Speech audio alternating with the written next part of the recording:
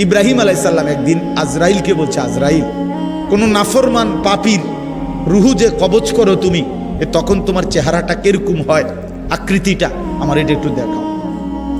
হযরত ইব্রাহিম আলাইহিস সালামকে আজরাইল বলছে, আল্লাহর কসম হে নবী, আপনি সহ্য করতে পারতেন না, আপনি এটা দেখতে চাইেন না। ইব্রাহিম আলাইহিস সালাম বললেন, না, আমার একটু হলেও দেখাও।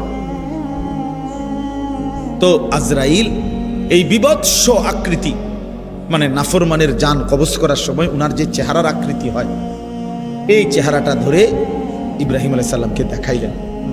বিশ্বাস করেন, এই কিতাবে আছে, ইমাম কুরতুবীর কিতাব। ইব্রাহিম আলাইহিস সালাম একটা চিৎকার মাইরা বেহুশ হয়ে গেছে। হুঁশ আসার পরে ইব্রাহিম আলাইহিস সালাম বললেন, আল্লাহর কসম, আয় আল্লাহ, মালিক আপনার কসম, কবরের আযাব, জাহান্নামের আযাব কোনো নাফরমানের জন্য কিছুই লাগবে না, শুধু আজরাইলের এই ভয়ানক দৃশ্য জান কবজের সময় একবার দেখলেই তার সারা জিন্দেগীর নাফরমানির শাস্তির জন্য এটাই যথেষ্ট।